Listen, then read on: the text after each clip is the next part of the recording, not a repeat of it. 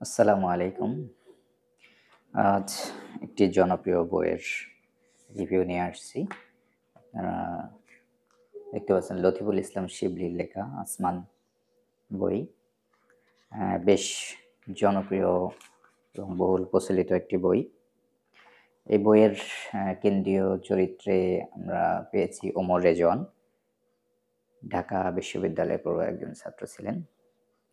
দীর্ঘ ১২ বছর গুয়ান্তানামো বে কারাগারে বন্দী থাকার পর যখন তিনি মুক্তি পান, ওয়াশিংটন পোস্টের এই খবর দেখে চমকে গেছে বাংলাদেশ। এ ধরনের কোনো বড় সন্ত্রাসীকে বাংলাদেশ সরকার জায়গা দিবে না। স্বাভাবিকভাবে আমেরিকান যে কার্গো প্লেন তাকে আলবেনিয়ার তিরানা বিমানবন্দরে ফেলে যায় এবং এ ধরনের মানুষকে স্বাভাবিকভাবেই কেউ রাজনৈতিক বন্দী হিসেবে জায়গা দিতে চায় না। স্বাভাবিকভাবেই তার রিফিউজি ক্যাম্পে তার অবস্থান হয়। রেড ক্রসের শেল্টারে সেখানে থাকেন। তবে এই বইয়ের ৩টা দিক আলোচনা করা যেতে পারে, যে ৩টা দিক ৩টা পোর্শনে বইটাকে আমি ভাগ করতে পারি। প্রথম দিকের যে অংশটা সেটা কিছুটা অনেকের কাছে বোরিং লাগতে পারে। ওমর রেজওয়ান তার প্রেমিকার জীবন থেকে, তার প্রেমিকার থেকে কিছুটা প্রতারিত হওয়ার পরে সে অনেকভাবে যখন হতাশাগ্রস্ত হয়ে যায়, বা ঠিক আমাদের আশপাশে যেসব ভাইয়েরা এই ধরনের শুধু প্রেম ঘটিত না, বিভিন্ন ধরনের মানসিক অশান্তি, হতাশা নিয়ে অবস্থান করতেছেন, তাদের জন্য এই বইটা একটু অন্তরের শান্তি প্রদানকারী বই হিসেবে আসতে পারে। কারণ ওমর যখন দিক বিদিক হয়ে ঘুরে বেড়াচ্ছিল, ঠিক এমন একটা সময়ে সে তার বন্ধু রুশোর সাথে তার সাক্ষাৎ হয়। একটা অন্ধকার জগৎ যেখানে মাদক, গান, রক, হিপ হপ এগুলোই তাকে তার মনের শান্তির কারণ হিসেবে দাঁড়াচ্ছিল। এই পোর্শনটা অনেকের কাছে বোরিং লাগতে পারে, কিন্তু আসলে যারা বর্তমান ফিল্ডে দাওয়াতের ময়দানে যারা কাজ করে তারা আসলে তাদের সারাউন্ডিং এ এমন অনেক মানুষকে পেয়ে থাকেন যারা এই ধরনের ক্রাইসিসের মধ্যে দিয়ে যাচ্ছে। তাদের সমাধানগুলো যারা দাওয়াতি কাজ করে তাদের দিতে হয়। তাদের সাথে ওমর রেজওয়ানের এই ক্রাইসিসটা মিলে যেতে পারে। এজন্য যারা আসলে দাওয়াতি কাজে সরাসরি সম্পৃক্ত তাদের কাছে এটা খুব বেশি অ্যা বোরিং নাও লাগতে পারে। এরপরে মায়ের পরামর্শের সবচেয়ে ইন্টারেস্টিং একটা পার্ট ছিল, সেটা হলো ইমাম ইসহাক সাহেব। ইমাম ইসহাক সাহেবের সাথে অ্যা ওমরের টুকটাক অ্যাটাচমেন্ট হতে থাকে এবং সেখান থেকেই তার জীবনের আমূল পরিবর্তন হয়ে যায়। এবং আ ইসহাক সাহেব ইমাম ইসহাক সাহেবের সাথে ওমরের বেশ কিছু কনভারসেশন যেটা খুবই সুন্দর, আমাদের ভালো লাগবে। কোটেট করার মতন বেশ কিছু উক্তি যেগুলো আসলেই অনেক সুন্দর ছিল এ বইয়ের।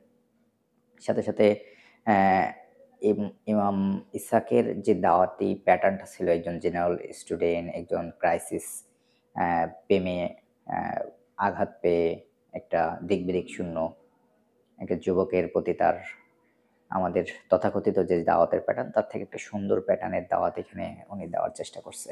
অর্থাৎ ওমরের হৃদয়কে তিনি পড়তে চেয়েছেন এবং সে অনুযায়ী সমাধান দেওয়ার চেষ্টা করেছেন। একইভাবে এই সময়ে তার তাবলিগ জামাতের সাথে তার অ্যাটাচমেন্ট হয়েছে এবং স্বাভাবিকভাবেই আমরাও দেখি যে অ্যা অ্যা আ অ্যাজ ইউজুয়াল তাদের দাওয়াতগুলো খুব বেশি ওমরের জীবনে প্রভাব ফেলে নাই। কিন্তু ইমাম ইসহাকের পরামর্শে বা তাদের ইসহাক সাহেবের সাথে সংস্পর্শে থাকার চেষ্টায় তাকে একসময় অনেক বেশি পরিবর্তন করে। এরপরে এখান থেকে সে এক পর্যায়ে পাকিস্তানের তাবলিগে যায়। সেখান থেকে আরেকজন খালিদ নামে তার ২ বছর সিনিয়র একজনের সাথে পরিচয় হয় এবং তার দাওয়াত তাকে অনেক বেশি উদ্বুদ্ধ করে। সেখান থেকে সে আফগানিস্তানে তালেবানের সাথে আ যুদ্ধে চলে যায় এবং এখানেও বেশ কিছু পার্ট আছে। অর্থাৎ আমাদের জিহাদের অ্যা লেখক জিহাদের কয়েকটা প্যাটার্ন খুব বেসিক, মানে ক্লিয়ার কনসেপ্ট দেওয়ার চেষ্টা করছে। আমাদের জিহাদটা হবে কাদের সাথে? তাগুদের সাথে, কাফেরদের সাথে। মুসলমানের সাথে মুসলমানের কখনো অস্ত্রসহ যুদ্ধ হতে পারে না আরকি। এটাও তিনি এই অংশে খুব সুন্দরভাবে ক্লিয়ার করেছেন। এটা ওমর যখন আফগানিস্তান বা তালেবানের নিজেদের গোত্রপ্রীতি বা নিজেদের নেতৃত্বের জায়গা নিয়ে কোনো কলহল সৃষ্টি হয় তখন তিনি যুদ্ধ থেকে নিজেদেরকে বিরত রাখেন। আবার ঠিক আমেরিকার সাথে যখন যুদ্ধ শুরু হয় তখন ওমর যুদ্ধে ঝাঁপিয়ে পড়েন।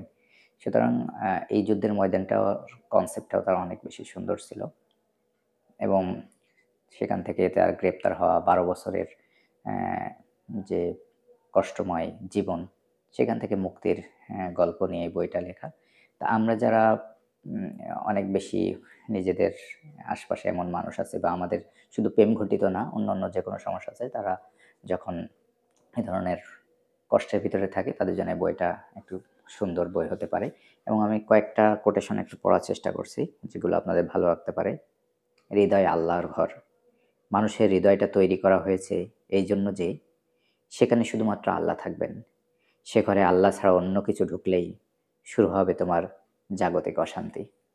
এবং আরও কয়েকটা উক্তি আমরা এই বইয়ের ভিতরে দেখতে পাই, যেমন ইমাম ইসহাক সাহেবের সাথে কথা বলার সময় উনি বেশ কয়েকটা উক্তি বলেছেন যেগুলো বেশ সুন্দর, আমার ভালো লেগেছে।